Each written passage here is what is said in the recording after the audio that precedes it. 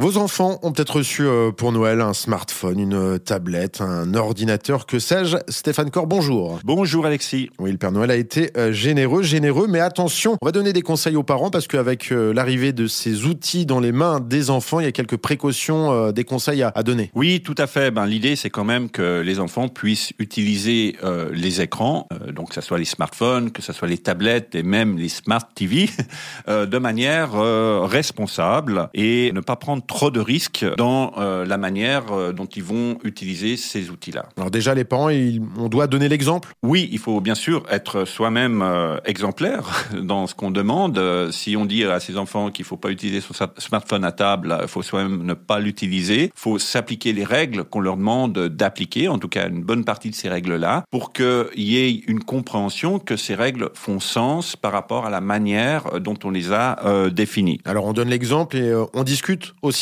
énormément en face à face. Voilà, il y a vraiment une notion de dialogue qui est extrêmement importante et il y a une notion d'accompagnement. Il ne faut pas que l'écran devienne la nounou, quelque part. Pourtant, au restaurant, c'est très pratique quand l'enfant il est un peu virulent, on lui donne le smartphone et puis vas-y, amuse-toi. Oui, ou à la maison, on veut avoir un peu de temps tranquille, etc. Oui, un enfant, ça demande du temps, mais ça fait partie du cahier des charges. Ouais. Généralement, voilà, c'est vendu avec.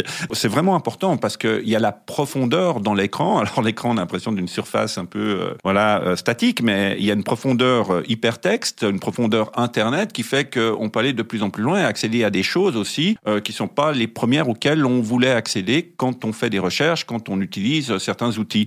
Donc il faut que le parent soit là, encadre, explique, accompagne l'enfant pour aussi lui permettre d'améliorer son discernement par rapport au contenu auquel il est confronté en utilisant un outil ou un autre. Et par outil, j'entends smartphone, tablette, etc. Et puis que l'enfant n'ait pas peur de discuter des contenus qu'il peut voir sur Internet. Voilà, il faut aussi être vraiment dans cette encourager une utilisation active, mais encourager aussi le contact, faire cette distinction entre la notion d'interaction à travers l'écran et celle dans le monde physique. Il faut bien sûr motiver au contact dans le monde physique. Il ne faut pas que l'enfant s'enferme quelque part derrière ou devant son écran. Ça dépend comment on veut présenter les choses. Et puis, de la même manière, moi, ce que je pourrais conseiller, c'est que les parents fassent rédiger à leurs enfants une charte dans laquelle ils définissent les conditions dans lesquelles, en fait, ils vont utiliser le périphérique qu'ils ont reçu, que ce soit une tablette ou un smartphone, en disant le temps qu'ils vont y passer, le type de contenu auquel ils vont accéder, ce qu'ils vont vraiment y faire, en tout cas ce qu'ils prévoient d'y faire, les réseaux sociaux sur lesquels ils vont s'inscrire, comment ils vont les utiliser et autres. Donc ça peut responsabiliser ou conscientiser l'enfant dans son utilisation présente et future de l'objet. Puis aussi présenter toutes les fonctionnalités du smartphone, les passer en revue avec l'enfant, comprendre la notion des données et aussi de quelle manière ces données sont collectées, aller dans le gestionnaire de confidentialité de ces différents outils, de voir un petit peu comment chaque application accède aux données. Tout ça est vraiment important et c'est un travail qui est intéressant à faire avec son enfant. Voilà, puis on rappellera qu'on peut mettre quelques barrières aussi en réglant les smartphones, les tablettes et autres ordinateurs. Il y a un site très pratique en Suisse justement pour des conseils selon les tranches d'âge. Voilà, il y a le site de jeunesetmedia.ch, donc